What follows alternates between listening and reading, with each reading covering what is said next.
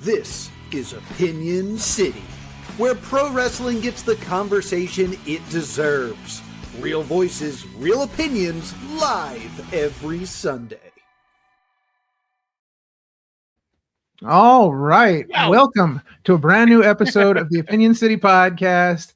I'm King Ralphie's Parmesan. We are your hosts, and we are back for another amazing episode. We are super excited today. Sean, who we talking to today? This week, we were supposed to talk to him a few weeks back. We had to reschedule because of unforeseen things happening, life happening, snowstorms happening.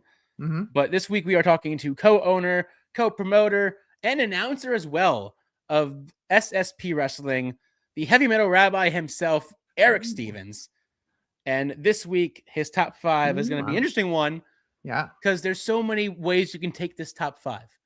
Okay. So doing top five most overplayed songs on the radio. Ooh, man, I like that. All right. Well, it's going to be some interesting wrestling conversations, some interesting music conversations. I'm excited for that. So let's not waste any more time. Let's bring him in. There he is. How's it going? Welcome to the show. Happening?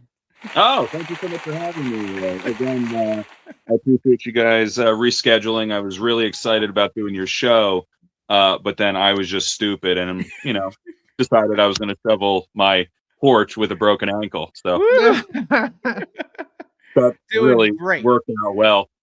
Doing great. Oh, wow. Okay, so on that note, in your own words, tell us, who is Eric Stevens? Eric Stevens at the moment is I'm just me, dude. I'm a fan who was very grateful to be tossed into the wrestling world by my dad, Barry Stevens, who was a ring announcer for the Monster Factory and some other promotions in Jersey, did some work for ECW house shows in Philly. Brought down some huge names. And then he passed away a few years ago, and I took my experiences with comedy and radio and in bands and everything, and I was able to work with a company, and I was blessed by that company and the owners of that company to meet some incredible people, and one of those people being my current business partner, ECW legend, wrestling legend, junior Olympic heavyweight champion. Junior Olympic champion in bodybuilding, Ironman Tommy Cairo. So just awesome dude, amazing dude, one of my good friends. I value him as a person and as a friend and as a business partner. I mean, the dude is knowledge, man. I mean, he is the shit that he has forgotten about wrestling could fill books. So, so how did you get in touch with the Iron Man originally? I worked for a company based out of New Jersey, and myself and my wife were involved with this show that they were having in Williamstown. And I walk in to the building, and the first person sitting at the table is Tommy Cairo, and I'm looking, and I'm like, holy shit, that's Tommy Cairo. Right. And, I was already on cloud nine because earlier that day I got to pick up Gary Wolf from the airport. Nice. Like, that's badass. My favorite tag team of all time. I get to pick up one of them and go out and hang out at lunch with him. Nice. And then again, I'm a fan. So this whole Mark world thing, it really is. I don't care, dude. I'm a Mark. I'll call myself a Mark. I'm a fan. I was geeking out when I walked in, and I sat there and I wrote that whole show with Tommy for like a good 5 hours. We wrote the whole card. Wow. The promoter gave us what he wanted, and we wrote the whole storyline from start to finish. It was great. And getting to work closely with him, we became closer. We talked, relatively often, and so then it kind of just. He kind of told me what he wanted to do and how he wanted to kind of make his mark back in the wrestling world. He was kind of out of it for a little while, and he was helping this company, and he had a whole vision for He said it best. He doesn't want to reinvent the wheel. He just wants to help put it back together. And kind of what we've been doing, and it's been great. We've had successful shows. We've, not spent our own money, which is fantastic. Right. And people have had a great time. We've gotten just stellar reviews from people. People like working with us. We've had people hitting us up from all over that are interested in working with us. I've had people hit me up from the West Coast. I'm like, how do you even know about us? Right. Yeah. Yeah. We're a fucking little indie promotion in New Jersey. There's so many other promotions that are around us that are so noticeable. You have GCW, you have Titan, you have, Battleground. There's so you have WU. There's so many different promotions in this area. It is a little bit on the saturated side. Yeah. So the fact that these companies and these other people are starting to hear from us from up and down the East Coast, West Coast, middle of the country. I had somebody hit me up from Massachusetts. Wow. Yeah. So it's cool. We just want to put on cool shows for cool causes with awesome people that we like working with. I've told everybody that has done stuff with us that I don't consider them working for my company. I consider them working with our company. I love that. You talk about how it's saturated, and it is, and that we see that a lot on the East Coast here in certain areas where in a great way though. It is good, and it's good for the talent too, because when you have somebody coming from a West Coast, they're not just coming out to work, one promotion. They have all these opportunities to work different promotions and kind of make a name for themselves here on the East Coast as well. So it's a really cool thing. Yeah, and they could piggyback off. So say there's like 2 promotions running in a weekend and they're from like Illinois. That's great. That's really is very cool, because realistically, the promoters, yes, they book the shows, but it's these workers that come out and they put their bodies on the line. I mean, Xena Zion is our brand new first ever women's champion. She's killing it. She's killing it. And she busts her ass all over the place. She's in Connecticut. She's in Philly. She's down south. She's about to whoop this chick's ass in celebrity boxing. Oh my God. Did you watch the press conference? No, I didn't see it. If you want to watch some funny shit, watch this press conference. This chick is popping her tooth out, laughing, and Zenith, oh boy, staring through her soul. I'm like, oh God, this girl's gonna die. This girl's gonna die. Man. It's like, you're not gonna be laughing when I kick your ass. And I, you know what? I don't know dick about celebrity boxing. I don't know if it's a scripted thing or whatever, but this chick is going to have her jaw ripped off. Oh boy. Love it. It's going to be awesome. I can't wait. And I've heard some things about this chick that she's boxing too. I heard she's a giant piece of shit. Like, I hope Zenith whoops her ass, because Zenith is no joke. She is the real deal. She and Tommy have been close for like 3 years. They've been dealing with each other. And he said to me long before I even saw her, I saw her at a show about a year and a half ago for the first time. And I didn't know who she was. And I said to him after I got done the show, I was like, yo, there's this girl there. And she was tossing dudes around, and she's a brick shithouse, and in the best way possible. She's tough. She's smart. Right. She knows how to work matches. She knows how to deal with her opponents. She is fantastic across the board. And I said to Tommy, I'm like, this chick is awesome. And he's like, what's her name? And I said it, and he's like, I fucking know her. He's like, she's amazing. And he was like, I want her to be our first champ. And she crushed it. Wrestled 3 matches for us, and against, dude, she went up against Mickey Knuckles. And Mickey Knuckles. She's she ain't no joke. No joke. She's a frightening woman. As well. Oh my gosh. She was an absolute amazing person to work with. Amazing. And literally Zenith wins. and she grabs her shit and she goes to work another event. Crazy. That's how amazing she is. That's how hot commodity she is. Always hustling. Yeah. Yep. Every day she's hustling.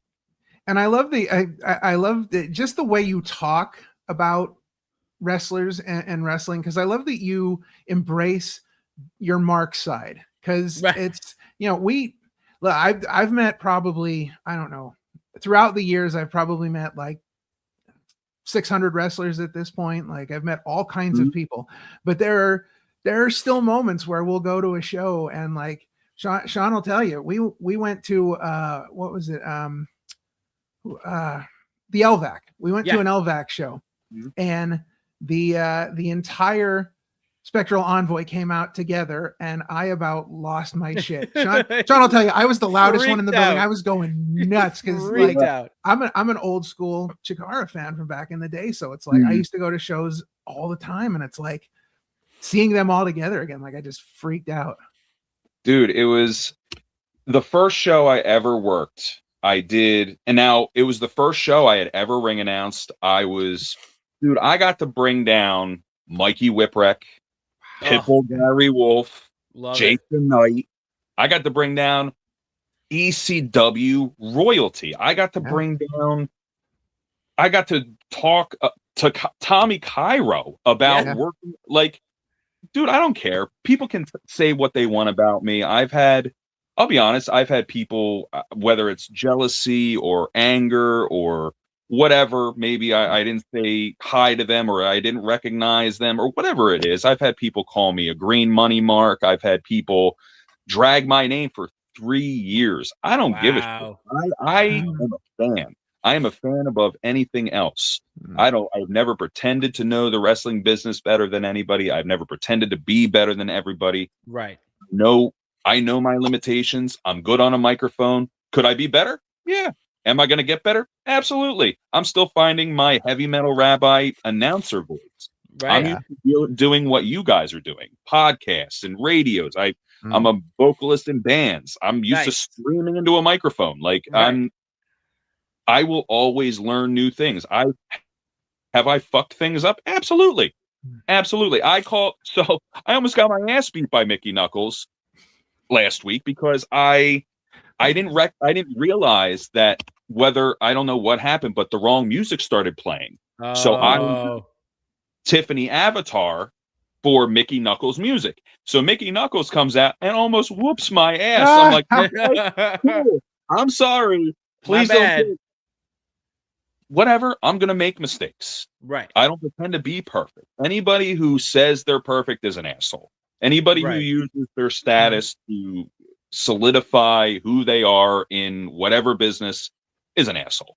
Because whether or not you've been in this business or any business, I say any business because it's any business. Wrestling is so much more than just wrestling. It's business, promotion, and acting, and athleticism, and story. There's so much involved. But you could always learn new things, whether or not you're a veteran or a brand new person. You know, that's one of the greatest things about working with Tommy is I learn shit every day.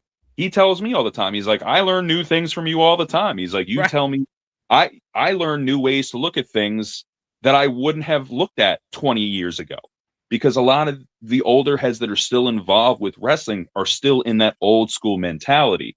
They still think, you know, you could afford to pay your guys 10, 20, 30 bucks a show.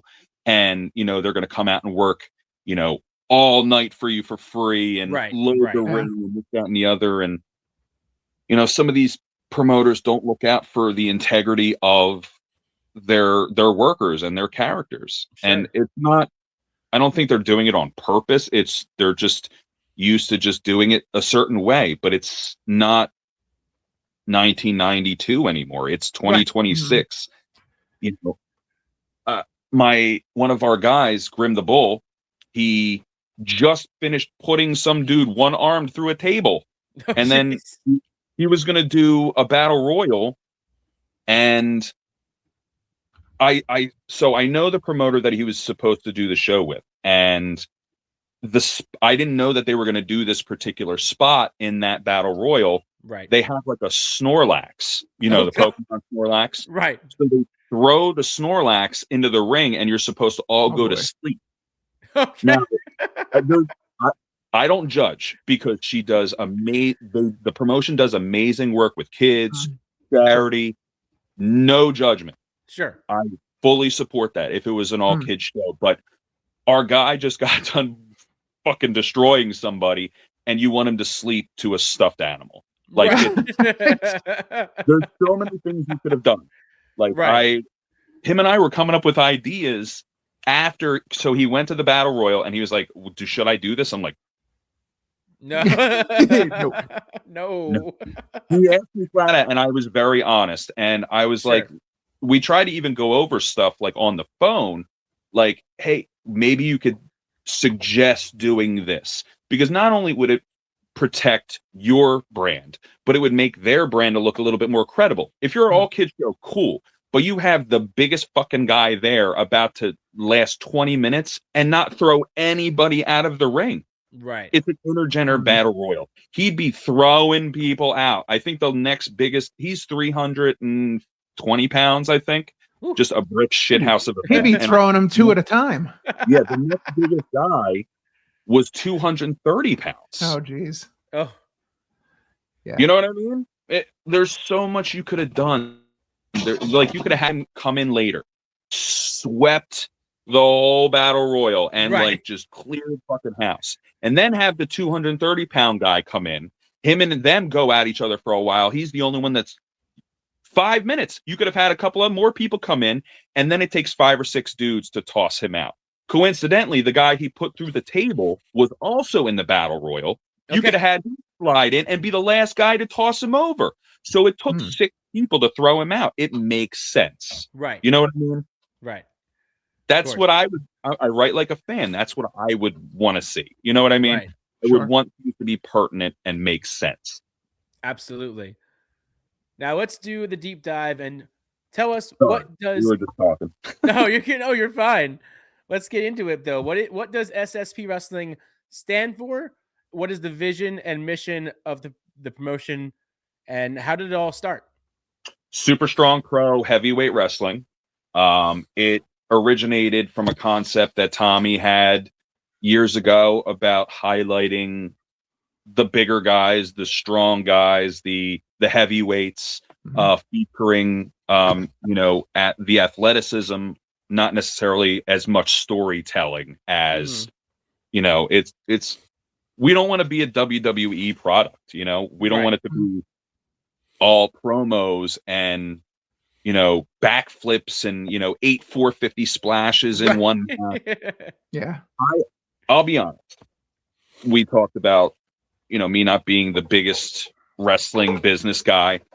I stopped watching wrestling, the mainstream wrestling, in 2005 after WWE tried to do whatever the fuck they did with ECW. And then the last match I fully watched, I think not last year's Royal Rumble, and I said to my buddy on the couch, I'm like, what the fuck are we watching? Like, the guy put a handstand out of the ring. I'm like, what is going on right now? Right. What is going on? What is going on? I didn't know anybody. There was these tiny little people just crushing these big dudes. I'm like, yeah, it was garbage. It was garbage. It was garbage. And not the athleticism of it all. It had nothing to do with that. It's just, it didn't make sense to us. Sure. Right. The Super Strong Pro takes that bullshit out. Like, it's going to take 5 dudes to take down Grim the Bull. Right. It's not. You're not going to see a 110-pound guy crushing anybody over 200 pounds. It's not going to happen. It doesn't make sense. So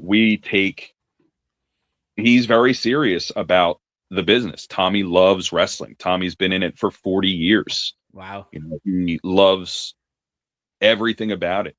I love wrestling because of the things that happened with my dad going forward. When I was younger, it wasn't what it was. when I was younger, I think the smallest guy that came in right around that time was Rey Mysterio, and he had just hit ECW. Right. And he was going up against guys like Psychosis. Yeah. And Juventud Guerrero. It wasn't him going up against the Giant and knocking the Giant out. It wasn't him going up against Brock Lesnar and taking Brock. That was not a thing. It was not a thing. You had Mikey Whipwreck getting his shit kicked in on a nightly basis. Right. Realistic. I don't think he won his first match until like his second year, right? I'm pretty sure. Something crazy like that. Something crazy like that. So Super Strong Pro is the story that makes sense. It takes the athleticism and it puts it at the forefront. It's things that you will enjoy seeing. We had an amazing show on Sunday, and it was 8 matches. There was a couple matches in there that were only 3 minutes. Right. If you really think about it, Xena Zion and Mickey Knuckles fought for almost 6 minutes outside the ring. Right.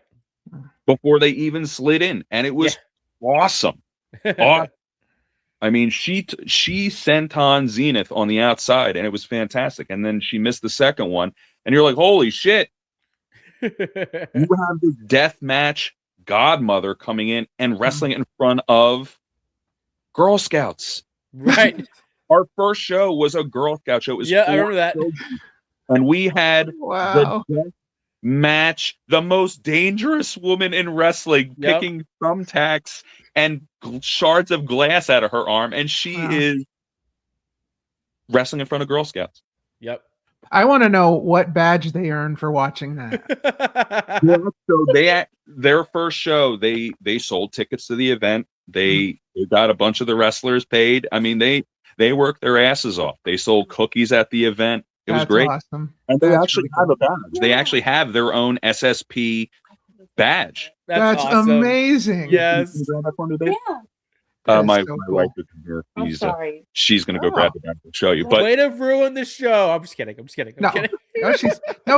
She's helping us out, Sean. Right, of course. Helping us out. It was awesome, dude. And that's what SSP is about. We're a nonprofit charity. So we do stuff for St. Jude's. We've done stuff for Girl Scouts. We're doing stuff for ASPCA, the Elks National Fund. We're trying to just do cool things with cool people, and that's awesome. That's really cool. The future trajectory of SSP is eventually getting our own building. We're in the process of talking to, again, nonprofit charity. We're in the process of talking to some people with grants and some investors. We're going to get our own building and do our own events. We have so much planned for the future of this area and the future of independent wrestling in New Jersey and pretty much the tri-state. I mean, we can take our show on the road. We have our own rings, and awesome. We can go anywhere. Incredible. We can work with anybody. We want to work with other people. I'm going down next month to work with a company down in Florida, FAW, owned by EM Collectibles, Mo, and the Real Drago. Nice. Who's another one you should definitely. I don't know if you've ever had him on your podcast. He's definitely one to check out. Got it. All right. We will we'll definitely look into that. Yeah. So talk a little bit about how you're a nonprofit charity. How does SSP really go about like attracting and recruiting your workers? So several of these people that we've started working with were scouted early on by Tommy. Like Tommy's just always looking. He's always going to shows. He's always he doesn't watch mainstream stuff. He watches pretty much all the indie stuff on YouTube. He watches videos. He watches like all that stuff. So he's the first one who told me about Wrecking Ball Legursky, who we had on our show.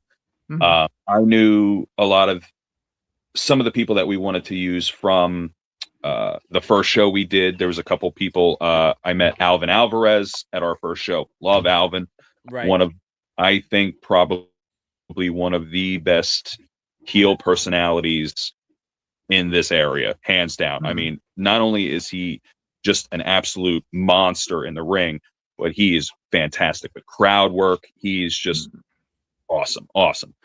Rage and Chaos, I met at the first event. Andrew Anderson. There's so many different guys that we've met at indie shows. Some people come highly recommended. A good friend of mine, Scott Halliday. He's the Scott Halliday. Hey. Scott Halliday.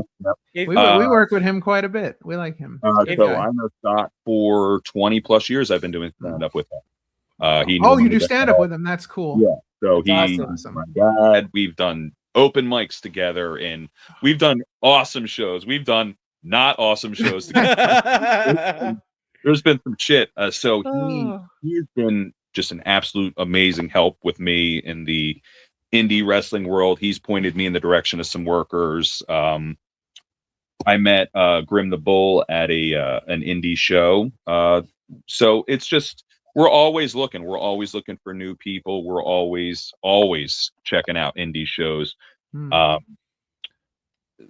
People obviously need to be trained. That's the biggest thing. Right. I think we don't want anybody getting hurt. We don't want anybody jeopardizing not only themselves, but us, because if somebody goes in there and they're untrained,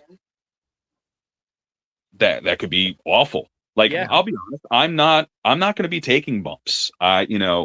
When you see spots that I've done, that's me really getting smacked in my face. That's me really getting gripped up. I have no problem doing that because that's me. It's my company. If I get hurt, it's on me. You know what I mean? But I'm also not power bombing somebody through a table. Right. To be giving anybody a DDT. Right. Yeah. I've hit somebody. I just hit somebody with a kendo stick. But I really swung a kendo stick before, and he's like, "Swing the shit out of me. Let's fucking go."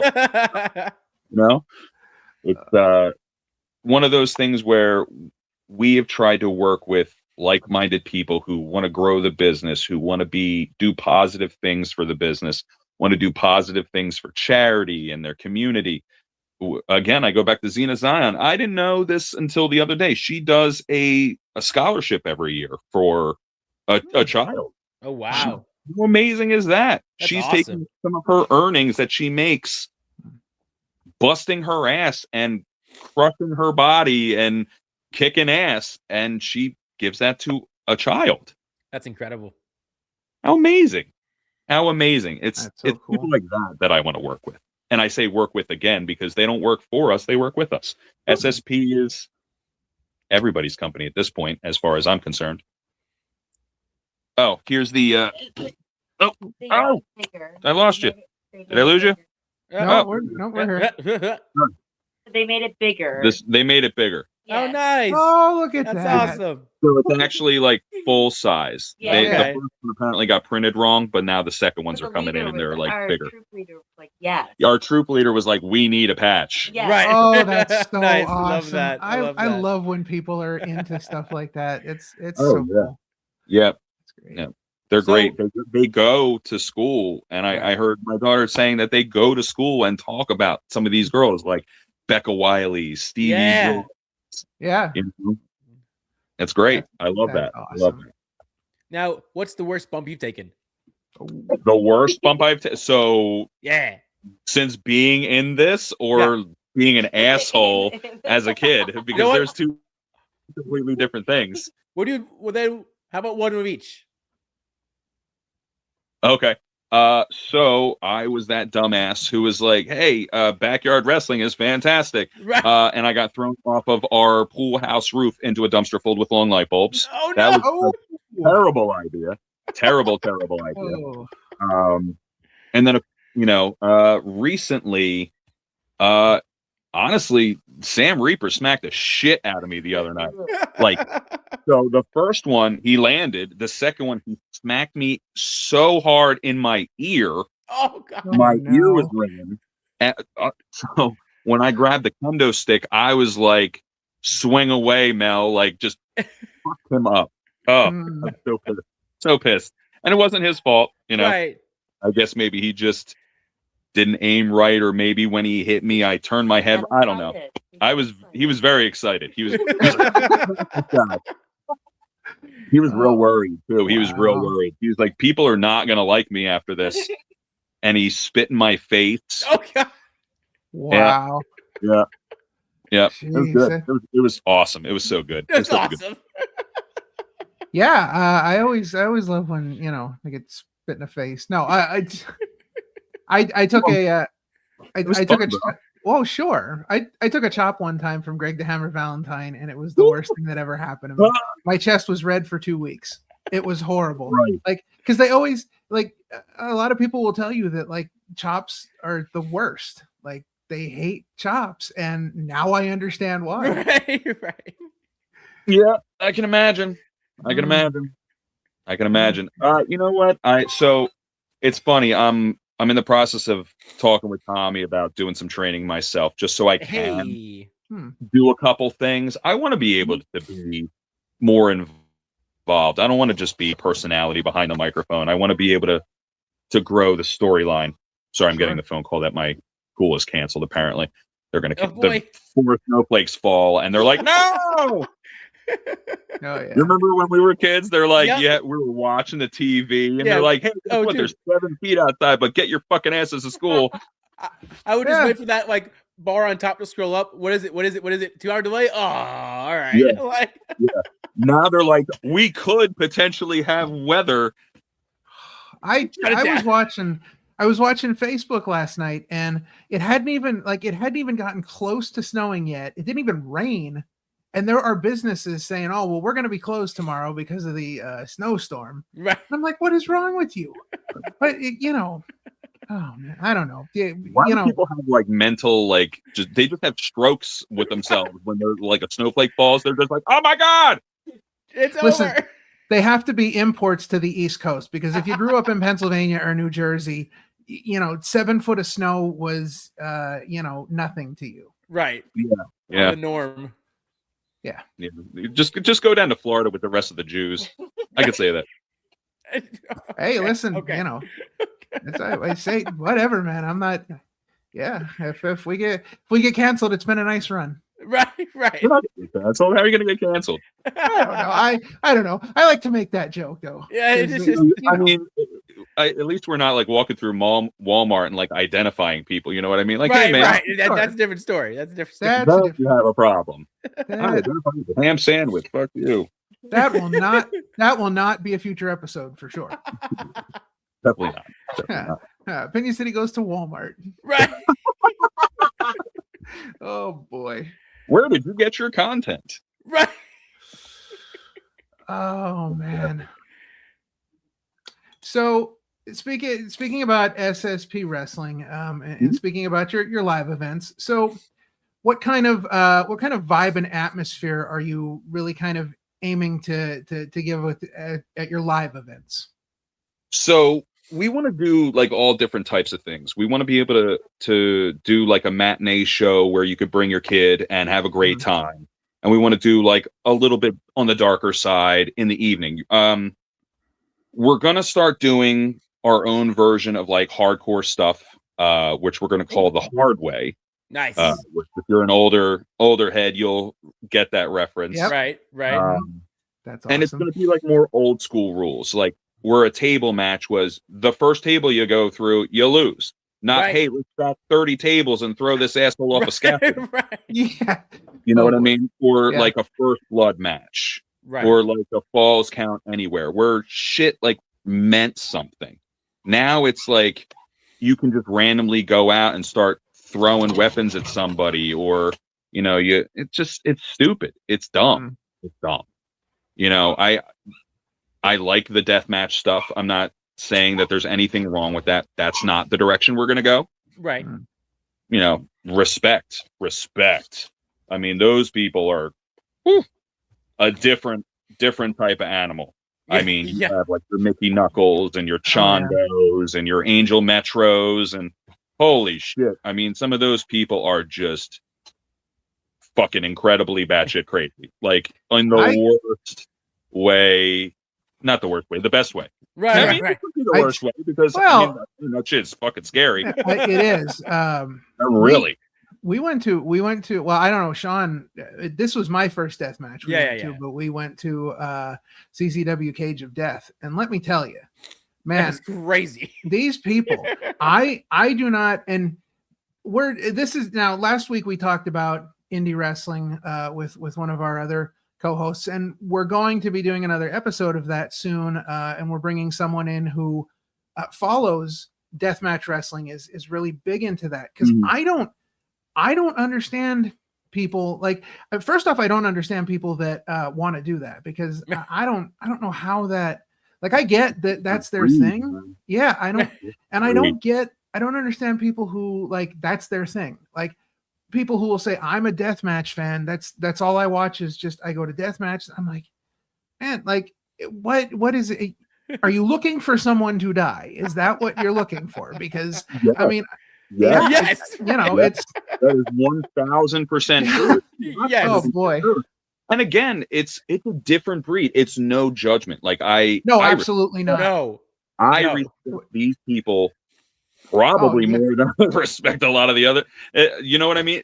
There's a certain kind of, like, dedication you have to your craft to be like, hey, you know what I'm gonna do?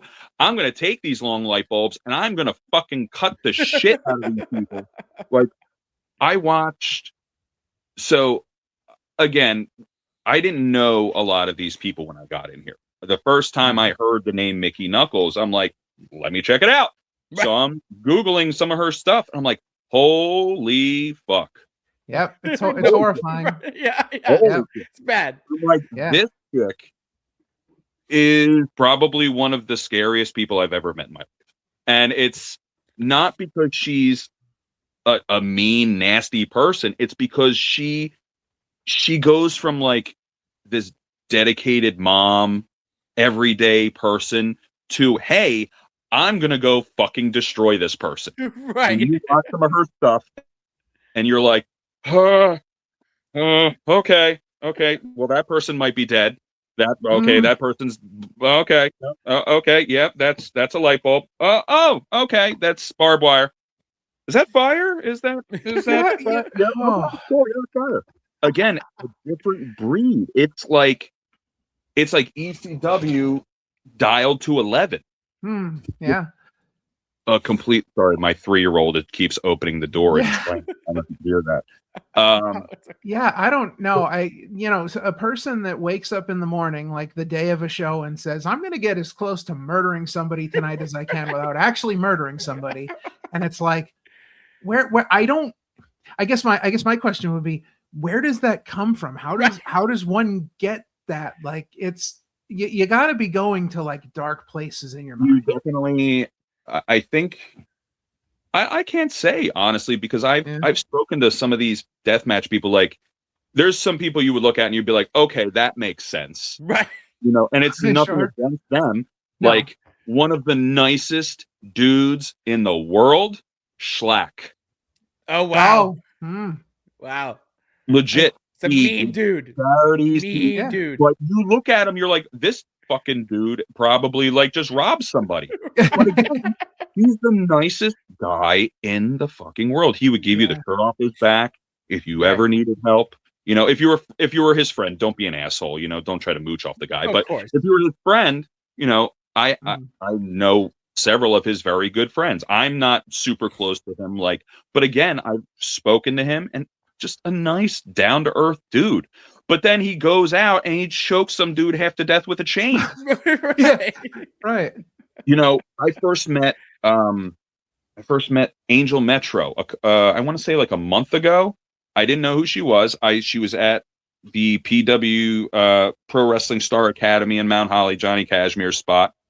And I'm like checking out her table, and she's got pictures of her like holding long light bulbs and blood. I'm looking at her, looking at that. I'm like, huh, okay. Okay. Again, no judgment against any of them. But I don't know what makes a deathmatch wrestler. I don't. Right. I don't. It's a special kind of place, I guess. It's a special kind of crazy. Right. It is. I get it. I just example, Gabby Gilbert. I don't know if you're familiar with Gabby. but you would never know looking at her that she like runs in and busts a bunch of fucking long light bulbs over her head too. Right. You know, I first met Gabby doing stand up. There you go. Wow. Through Scott Halliday, and then her and I did a couple events down south for NWA Mountain State, and she was just doing regular matches as her bubbly self.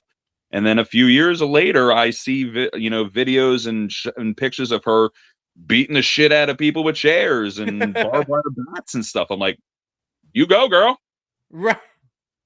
If there's one thing that I've learned from this podcast, it's that people are never what you see. Like people are rarely what you see. And we've had so many instances of that. You mentioned earlier Tiffany Avatar, and it got me thinking about how, like, you know, she's the cotton candy princess. You know, she's got the pink and the blue and the whole 9 yards.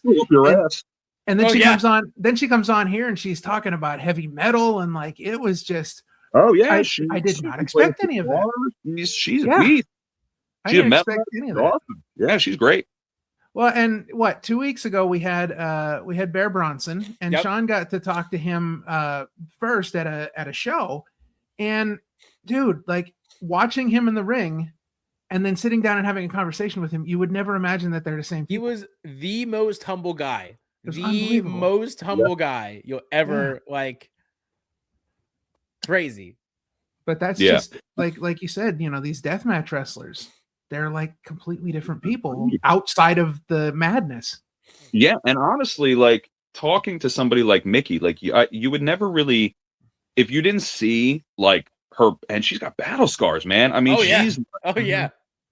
she is awesome. She really is. And just talking to her, you would never know. You would never put two and two together. The first time I met her, like I didn't really put two and two together. They're like, that's Mickey Knuckles. I'm like, no shit. Right? Like the first, you know, shot I saw of her, she had like longer hair and she was covered in blood. I met her, she had like short hair and she was walking around in like a jersey and just chilling with everybody, you know. Very, very humble person. She's not walking around like, hey, I'm fucking Mickey Knuckles. No, she's like, you get a look at no, you would never know. You get a look at Mickey Knuckles and you think, you know, she should be shopping at Walmart in her pajamas. Like I you know, I would never expect that she's a deathmatch wrestler. And she just, I mean, she goes hard with everybody. Like she gets in there with some nasty, rough people, and she holds her own and more, which is just incredible to me. And she takes care of the people that she's in the ring with. She looks out for not only herself, but you know, her opponents and you know, people on the outside. I mean, she has fun when she's in there. I had a blast working with her. A blast. She fucked with me. I was trying to, you know, fire back at her. Oh, dude, she's so fun, man. She's great. I can't wait to work with her again. She was awesome. That's cool. Now, what would you say for you are some challenges of not only being, you know, co-promoter, but also co-owner, the announcer? You also announce at some other promotions. You kind of have a pretty stacked schedule. So how do you sort of balance all of that and juggle all of that at the same time? I smoke. Okay. All right. No.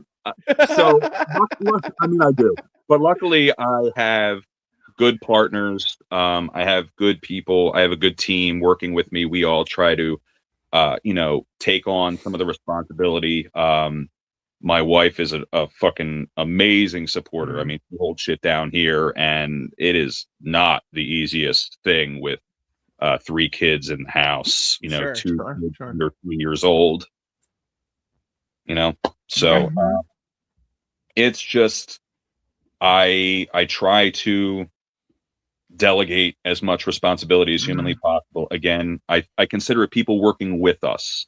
I value everybody that has helped. I mean, Sam Reaper was at our show, one of the first people there helping set up the ring, you know. Grim the Bull was like, hey, you know, do you guys need help? Right. We have a great team of people. People care about the product that we're putting out. And that's why we value everybody that has stepped foot in our building or buildings to do stuff with us, you know. So it's a challenge, because we're doing multiple venues, multiple, I guess, business ventures, because we're not only doing the shows, we're doing the slam markets and the meet and greets and all the other stuff that we have, so. Wow. Yeah, it's always good to have a good support system. It's always good to have a wife that's supportive. Yeah, my wife is very supportive. She's never seen the show, but she's very supportive. she doesn't watch, so she'll never even know I said that unless Sean rats me out. But I would no.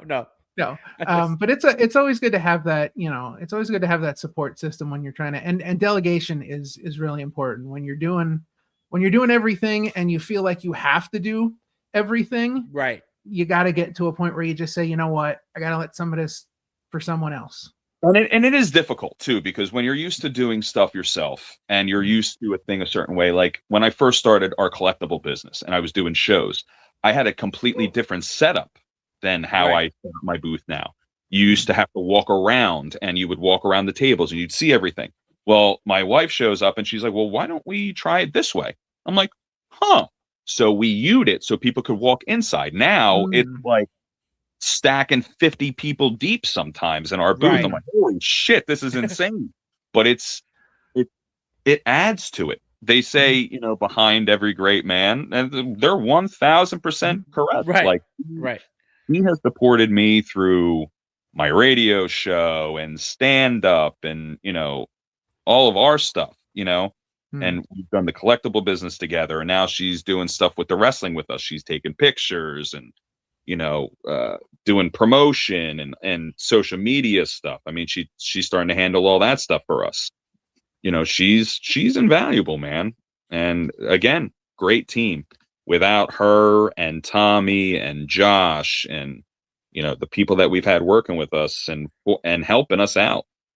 We've had people just volunteer to help out. We just met a young lady, I think 3 or 4 weeks ago, Emily. She does a lot of stuff with Titan and promotions in this area. She's a wrestler, Emily Saxton. Yes. Fantastic. She's greatly talented. Yeah, and she's great. She's hungry, man. She wants to work. She wants to be involved. She's going all over the place too, doing her own thing. I mean, she's kicking ass too. She's one to watch. Very cool. So looking forward to the rest of the year, what are some maybe short-term or long-term goals that you have for SSP Wrestling? We have our show in May. That's our next big event. That's a triple event. So we have the flea market, slam market, plus 2 shows, a matinee and an evening. We are hopefully going to be crowning a new first SSP heavyweight champion. So you have our semifinal match, which is Tony Cheney and Wrecking Ball Legursky. Hey. I know Alvin said he's going to be present in that area.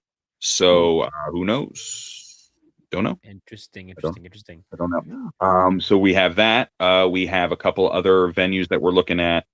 We're going to be doing some stuff with FAW down in Florida. Nice. Hopefully by the end of the year also, we should have a better understanding of what we're going to do with our own building going forward. So yeah, we have some good stuff in the works. We're steady at this point. We've been doing good stuff. I'm in no hurry. Tommy's in no hurry. We're not trying to overload ourselves, not trying to put more on our own plates. We're just trying to blow and steady wins the race, baby. Yeah, absolutely. Now, in your opinion, what makes SSP stand out amongst other wrestling promotions that are maybe in the area? There are amazing promotions in this area.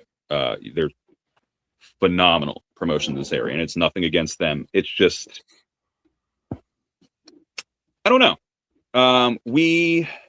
I think we have a different outlook on certain aspects of the wrestling business than some other promotions. And again, maybe it's different mentalities. Maybe it's I don't know. I really couldn't say. I know we're going to be putting on a different type of product. We're doing a little bit of mix of everything. I want to say. I don't know. I couldn't really say. I know I myself do business differently than some promotions. I'm very business oriented. I've ran my own business. My whole family has been business oriented for as long as I can remember. My dad was very business driven. I run my business very differently. Like the workers, they get their money before they even set foot in the ring. You know, most promotions are like, "Hey, we pay you after." No, you come in, you check in with us, you sign a paper that you got paid, and you get your itinerary with your match. And this is your announcer. This is your time. This is your opponent. This is who wins. Have fun. Go over. You know, do your thing. We'll see. Be safe. You know, anything you need, let us know. So I think that separates us a little bit from some. I don't know how. I know how some promoters run because I've worked with a couple of them. Right. I know some of them get paid after. I worked with a promotion that didn't pay some of their people at all. I have not dealt with that promotion for a couple years now. So I don't know. I don't know. Well, that definitely makes a big difference. The promoter can make or break a show and ruin a lot of people in the process. I've seen that happen, but there's some great ones in the area. You should definitely, if you are a worker in the Jersey area or even the tri-state area, Titan. You have GCW. You have CZW. You have PWU, which is based, again, that's Johnny Cashmere's school based out of Mount Holly. I mean, you could go up to Rhode Island or Showcase. I mean, that's only like 3 hours away. If you want to drive up to Connecticut, you have OVW. Right. Outcast Wrestling. Yeah. It's OWV. Yeah. OWV. Sorry. I apologize. Please don't hate me. I got yelled at for doing call letters wrong. So I apologize, guys. Right. Okay. And then down in Florida, you have FAW, VPW, which is Gary Wolf and Angel Orsini, I think. I think I don't know. They're changing hands. I don't know. Right. Okay. Yeah, absolutely. All right. Well, that is going to bring us to Sean's favorite time of the entire show. It is our final question of the interview. And so, Sean, take it away. Well, before I get to the main question, I have to get into, I guess you can say last question A, because I haven't had a chance to ask it yet. But you mentioned old heads earlier. And the question on the show that one tends to refrain away from just because it makes him feel old. But for I don't like this question. For you, Eric Stevens, can you recall your very earliest memory of pro wrestling? Yes. Oh, nice. Yes. Please don't let it be John Cena and Kurt Angle. No. Because that's what we get more than anything. My dad was working for a promotion down in Williamstown, I think it was. It was the Williamstown Armory. It was I think it turned me on to just love of wrestling. I had watched, at the time it was WWF, and I had watched, the colorful characters like your Doinks and your Yokozunos, and your King Mabels at the time. It wasn't even Viscera, it was King Mabel with his purple and gold ass. But I went to Williamstown and he was doing a local event, and it was the main event. It was the Pegasus Kid versus Sabu. Wow. All right. Well, that is not John. I was second row. I was sitting with, I think, some of my dad's friends, and he was coming out, and I watched Sabu set the table up between the ring and the banister, the guardrail, and I watched him jump in the ring with the chair, set the chair up, and do the somersault, the front flip leg drop for the first time. Awesome. And that was that. And then my next most vivid memory was at the 2300, the Taipei Death Match. Oh, yes. I was young as shit for that, by the way. Oh, well. I'm watching that. I'm watching Axel and Ian just beat the shit out of each other. Yeah. So much blood. Oh, wow. So much blood.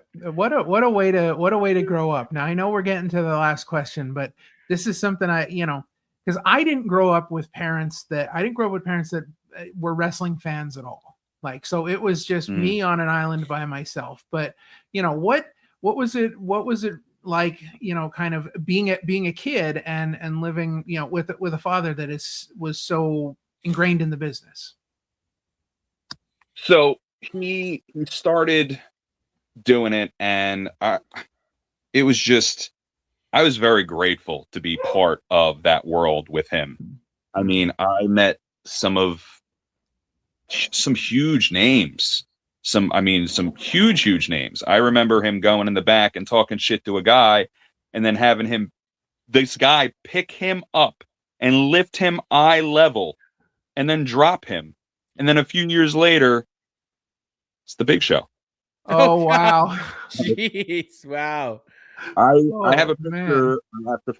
I have to find it. I have a picture of myself and the WWA Tag Team Champions, the Spiders, which eventually became the Headbangers. Wow. Like, I watched my dad almost get set on fire by Balls Mahoney. Oh boy. When he set Abdullah the Butcher on fire. Oh, jeez. And they were supposed to do 20 or like 18 minutes or something, and they went 12 minutes. And instead of going to the hospital, Abdullah the Butcher's like, fuck that, let's go eat. And we're all sitting at the table, and you could smell steak. Because it burned him down to like the pink of his skin. I was so grateful to be a part of that. Like, I don't pretend to be part of the wrestling business. I never pretended to be something that I'm not. I love wrestling. I love that my dad was so passionate about it. I loved my dad. He was everything to me. Everything that I am as a person was him. Stand up and the things he loved, movies and music. And I mean, we're going to talk about these songs on the radio. Yeah. You know how many fucking times I've heard "Sweet Home California" growing up? Oh. By the dashboard, like growing up, and I love my dashboard. I don't give a shit. So it's everything I am as the heavy metal rabbi. I owe to Barry Stevens.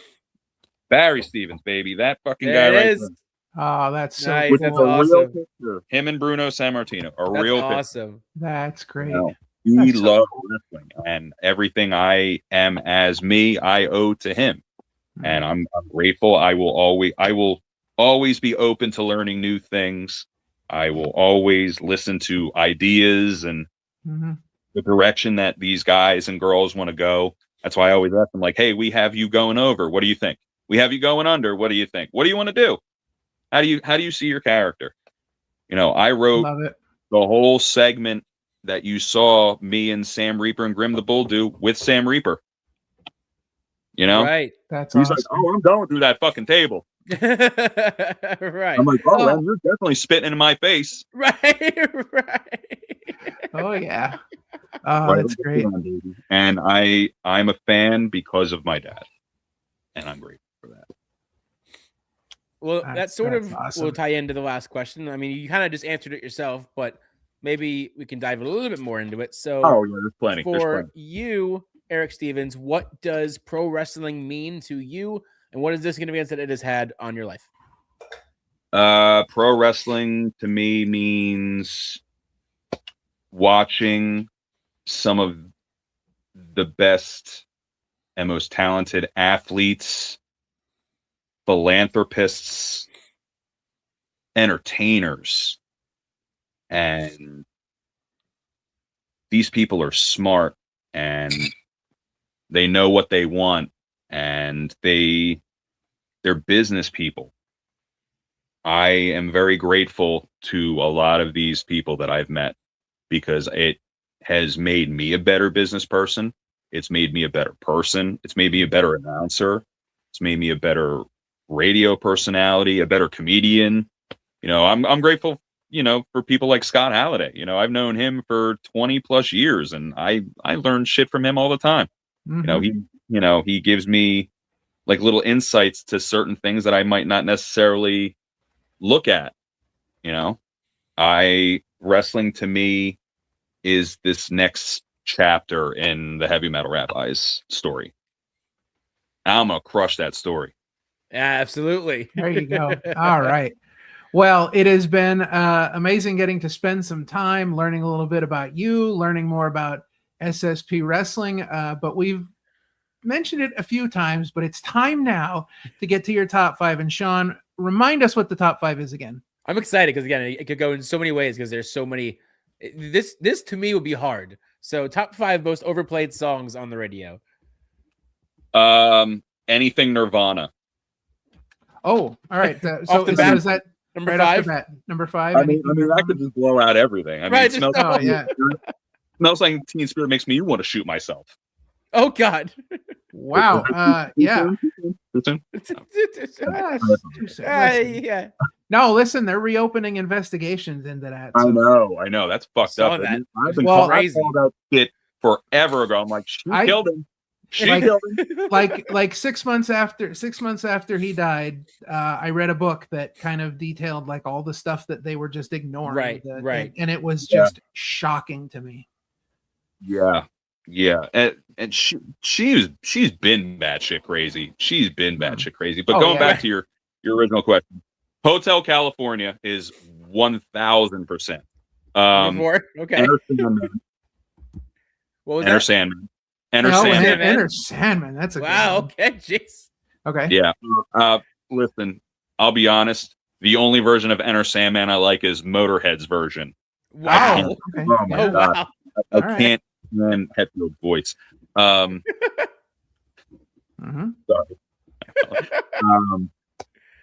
What is it? Don't Stop Believing. Oh right. Oh, that is oh man. What do we have? And you got one left. Yeah, one left. That's your top 5. Smells Like Teen Spirit. Definitely. Definitely. I mean, there's so many. There's so many.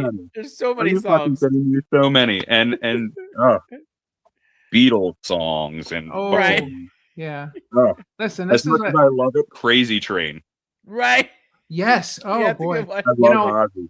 I'm a huge Ozzy mark, but that song, holy shit. Back in Black still plays on rotation all the time. Back in Black. Yeah. Back in Black.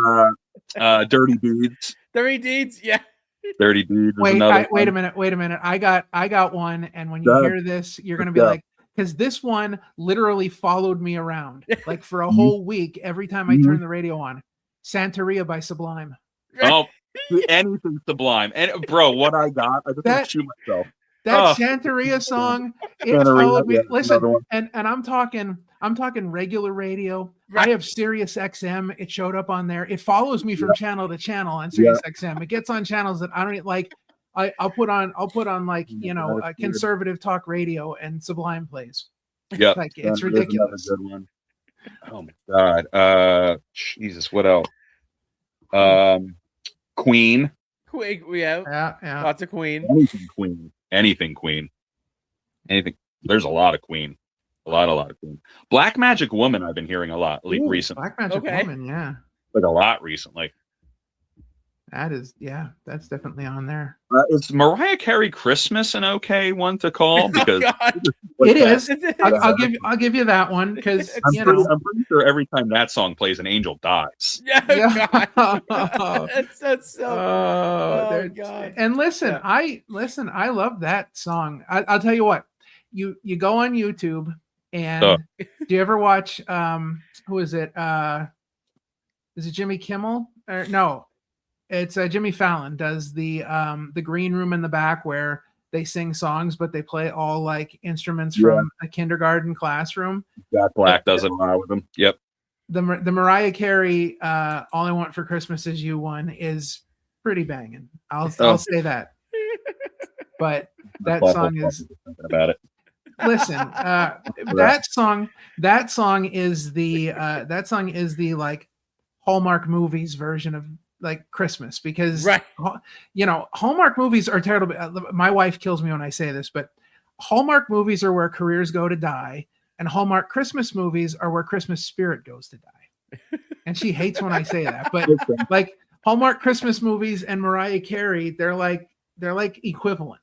Yeah, They it's like ruin the everything. of our lives of the Christmas songs. Right. Yes, ruins everything. Oh man, well we could go on forever about this. We will definitely have to have you back on and chat music sometime, so because much for having me. I appreciate you. oh listen, this has been a lot of fun. Definitely one of our more interesting episodes. I love so I know it's probably scripted, so don't get on me about that, but my wife does not like the WWE Unreal show. She doesn't like hearing anything about like the backstage of things, like the planning of things. She doesn't like hearing anything about that. And that to me makes wrestling even more fascinating. Just knowing like how people put together what you're watching. And so getting to talk about, especially an indie company that you are doing so much in. Right, like a fan. Right. Look, a lot of these promoters, they write what they want to see.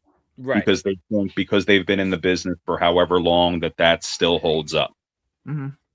But at the end of the day, you need to write like your younger fans. You need to write like, you can't keep putting the same person over and over and over and over and over and expect it to be a thing.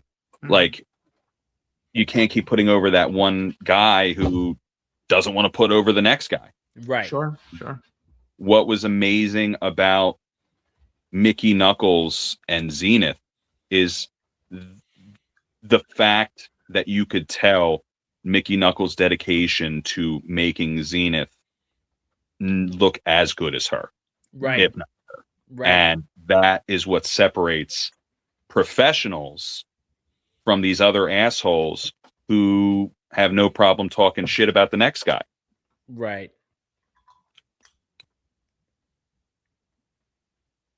Uh-oh. What happened? Lose you? What? Uh-oh. What? Uh-oh.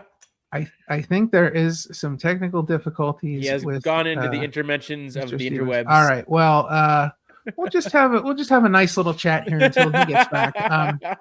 But no, I love the behind the scenes stuff. Like, I love the behind the scenes stuff. That stuff, it's just fascinating to me. Like, even going to like, say, a royalty show or a power show, and going to like the little meetings that they have. I'm like, this is fascinating to me that they have like how they go about set it up, how they like, how they make the sauce, how the sausage gets made.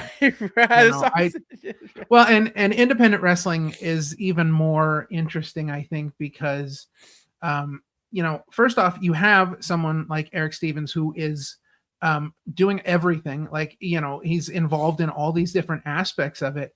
But then when you talk about, he brought up an interesting point when you talk about the fact that wrestlers are a brand, and you have to think of it that way, because I know that we go to Power Pro Lucha, and I know that when they get people to come play in their sandbox, it's it's a bubble. Like what happens in Power Pro Lucha doesn't happen anywhere else. But that's not the norm with independent wrestling. You go to one company and you're essentially the same character that you were at another company, and so you have to be able to build that brand, but you have to have promoters that are willing to work with you and make sure that because there's no shame in losing a match, but it's how you lose the match. Are you made to be looking weak or what have you? So with that being said, I don't know if we're getting Eric back here. I'm not sure. He may be trying to reach out through the interwebs and get back to us. But if not, we can talk about some upcoming things that we have going on. Yes, we can. So this week is going to be a good week. We will have another episode of The List on Wednesday. This time we are talking about the top 5 post-Attitude Era theme songs. super good conversation about theme songs, because that is like one of my favorite parts of wrestling is the theme song. So yes, being able to talk about, you know, maybe some forgotten theme songs. I know I guarantee one of us brought up a song that none of us remembered. right. All right. Well, let's bring Sorry. him back in. Hey, Sorry, my tablet died. I apologize. No, not a problem. It's you're not. Listen. So funny story, because you're not the first one this happened to, but we had the Crummels and Defarge. We had them on our show one time, and they each did like their own individual version of the top 5. So who got finished, Sean? Who finished theirs first? Defarge finished his. Crummels Defarge finished hers. Crummels, just as he noticed that his phone was gonna die, and before he got to his last pick, and so he went to grab the charger, and as he plugged the charger in, the phone died. So we never found out what his number 1 was. But sorry. But it's please listen, shenanigans and mechanical shenanigans on this show, electronic shenanigans, they're all the time. So no sweat. But yeah, so we were talking about this week we have the list on Wednesday. On Friday we will be discussing our Power Pro Lucha's Anniversario shows in April. So we'll have our first episode of the Road to Anniversario, and I will tell you, and I cannot stress this enough, we are going to be making 2 surprise announcements at the end of the show. One of them will be regarding Anniversario. The other one is an announcement for our show. And if you're a fan of Power Pro Lucha, you have to see this announcement, because this is going to be the most shocking thing, if you're a fan of Power Pro Lucha, that you have ever seen. We have something coming out in the works that is just going to it's going to be shock and awe. So get ready. Let's go. That's what I like, baby. I like shock and awe. Yeah. Shock and awe. Next week we'll be back with another amazing episode with, I'm assuming, another amazing guest, but we can't say who just at the moment. No. Then in 2 weeks we've got Harleen Lopez. So third time is hopefully the charm. Hell yeah. We're crossing our fingers. And then in 3 weeks we have Gabby Forza, who was a surprise guest at the end of Bear Bronson's interview. So now we've got Gabby on the hot seat herself. So with that being said, what is going on with SSP that you would like to, what's coming up that you'd like to highlight? So May 24th, we have Pledge of Allegiance, which is at the Lacey Elks in Lacey, New Jersey, which should be right down the road from that fine gentleman. Yeah. Right. You hear that, Sean? Right down the road from you. Know what I'm saying? Right down the road. I know what you're saying. Oh, you know what I'm saying. So we're going to be there May 24th for Pledge of Allegiance. It's going to be 3 events all rolled up into one.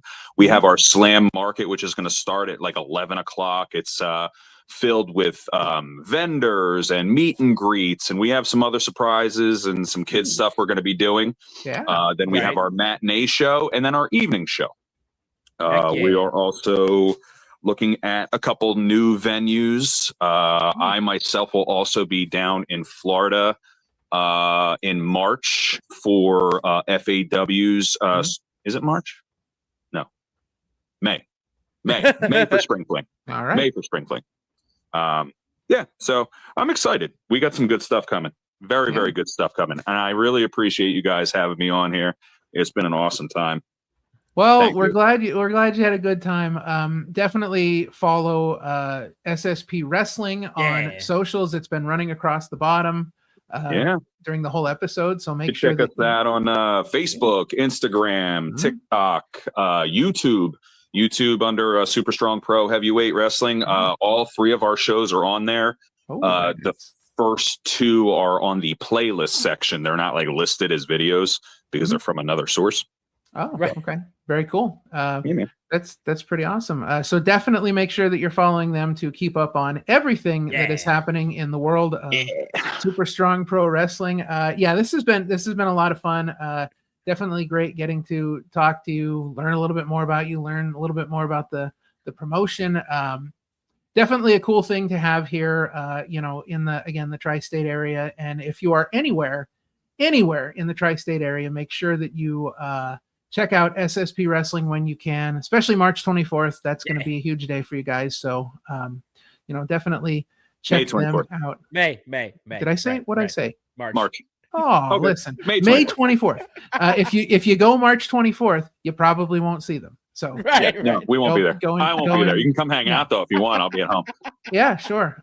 So definitely. Actually, no, I'll be at Monster Mania, I think. Oh, there you go. Oh, nice. I love Monster Mania. I used to go all the time. Yeah.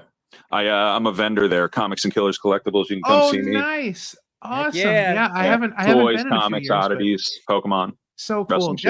Definitely go check them out at Monster Mania. It's a cool time, and they always have great vendors there. So yeah, bunch of other great vendors. Horror Gods if you like horror merch. Too Many Blunts if you like the the thing. But they also make band merch. He does a lot of work for Schlack and Schlack's bands and all that fun stuff. Interesting Monster Mania story. We were there one year, and we were in the hotel restaurant sitting down, and we were seated at the table right by the door. Mm-hmm. And so, we're just having our meal, whatever. And Robert Englund comes in and sits down at the table, and that's hilarious. He kind of looks at us, and he's like, "This is not the right table," and he got up and walked away. So I got a good Monster Mania for you. Ooh, so okay. I was working like all day, and I'm like, oh my God, I have to pee so bad. So like, you're yep. Like, I don't give a shit who I bowl over. I'm just going. So I'm sprinting down that, the long hallway and then down that section to the bathroom. And I shoulder checked this fucking guy, and I damn near knocked him over. And I hear him go, "Hey!" And I was like, sorry. I just kept going, ran into the bathroom. I'm like, oh, thank God. And then finally this guy comes in. He's like, "Hey, who the fuck just knocked into me?" And I'm looking over. It's friggin' Jason Mewes. Ooh. So he goes and he's like, "Oh, okay. That makes sense. I get it." So he starts peeing and he's like talking to me. He's stoned out of his mind. Yeah, he starts talking to me. And then he's like, "Hey, I thought you were going to be like hounding me for an autograph." And I'm like, "Bro, you got your dick in your hand right now. I'm good. I'm sorry. I almost knocked you over." Oh, that's great. Oh, dude, it was good. Good times. I watched Doug Bradley break an elevator once. That was fun. Ooh, wow. Okay. Pinhead break an elevator. That's crazy. God. Yeah. The people you would see at these things pretty much every night. Ari Lehman was sitting at the piano in the lobby just playing every single night. Like it's a common thing. Yeah, you're just hanging out with these people. It's great. Well, good luck with everything. We are super excited for everything you've got going on with business side, SSP. Thank you, man. I appreciate that. Yeah, we're gonna be big supporters here. I really appreciate that. Again, we're just trying to do cool things for cool people, for cool causes, with cool people. You know what I mean? Yeah. So anything that we can do, we want to do, and I appreciate your support. Thank you so much for having me, guys. Really, absolutely. And like I said, you are welcome here anytime you want to come on. Talk about wrestling, talk about music, talk about whatever, promote SSP.